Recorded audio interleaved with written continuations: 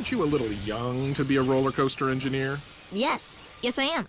Yeah, we know, Phineas. But how in the tri-state area do you pay for all that stuff? It isn't like your roller coaster will be passing any safety inspections anytime soon, but it's huge! All that money has to have come from somewhere, right? Well, maybe. This cartoon universe can get pretty weird. So, you may have noticed that while Phineas and Ferb are always building expensive-looking contraptions during summer vacation, the show never explains how they pay for it all. This is one of those things that you just have to learn not to question if you want to be a Phineas and Ferb fan. Either that, or make a YouTube video about it, which is what I did, obviously. I have a few ideas, so I'll explain them one by one. Theory 1. The other parents. First, we must consider Dr. Doofenshmirtz. This is because he too builds something every day of summer, but unlike Phineas and Ferb, we actually know where he gets the money, his ex-wife Charlene. Oh, I'm paying you way too much alimony. This is especially interesting when you consider the fact that no one knows anything about Phineas and Candace's biological dad or Ferb's biological mom, and no, I am not suggesting that Dr. Doofenshmirtz is Phineas's dad. That isn't true. I'm just saying that maybe one or both of the unknown parents actually still exist somewhere behind the scenes, giving Phineas and Ferb money for their big ideas. I don't know exactly why. Maybe they had a dream of being an inventor or an architect one day, but it never became a reality, so they're fulfilling their dreams from afar through Phineas and Ferb, and also happen to be super wealthy, maybe. I mean, it's a thought. Theory 2. Auka. This is a theory that I definitely didn't come up with myself, but I came across it at some point and thought it was a real good one. I've seen versions of it on various websites, but it looks like credit for at least one version should be given to Mutant Llama 1 on Reddit. Thank you, Mutant Llama. The idea here is that the organization without a cool acronym gives Phineas and Ferb the money they need to build their big ideas. Why would they do such a thing? Because Perry. He doesn't have all that much time to spend with Phineas and Ferb, being an agent and all, so Auka feels the need to provide Phineas and Ferb with other things to do so they don't lose their best agent.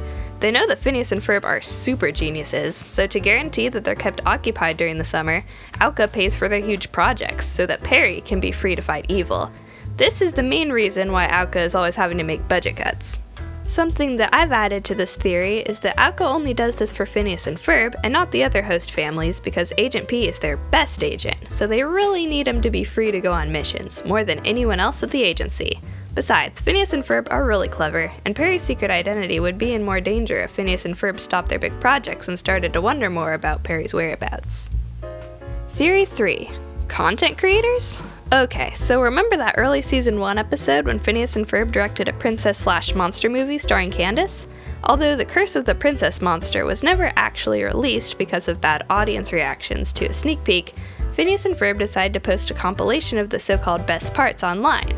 The video blew up, with Phineas claiming that it already had 5 million hits soon after it was uploaded. In fact, their viral videos were the only reason they were chosen to direct The Curse of the Princess Monster in the first place. If their videos are that popular, imagine how much money they could make on YouTube. Are Phineas and Ferb actually famous YouTubers? Is that how they get their money? Buford even admits in the Milo Murphy's Law crossover that he had been live streaming the construction of the Murphy's lawsuit. So maybe Phineas and Ferb usually live stream their projects during the summer as a way to get funds for the next one without having to charge for tickets or admission. Even if we choose to wildly assume that this episode, Lights Candace Action, takes place in the year 2008, when the episode first aired, YouTube monetization has been a thing since late 2007. To be fair, the term hits means something a little different from a view, and it seems like Phineas and Ferb posted the videos on their own website, not on a video sharing site like YouTube. But still, Phineas and Ferb could easily upload their videos to both their own website and a video sharing site to become some of the richest kids in the tri-state area. Do you believe any of these theories? If not, might as well just go with what Dan Povenmire said. So they charged admission for the roller coaster, took those profits and invested them very wisely.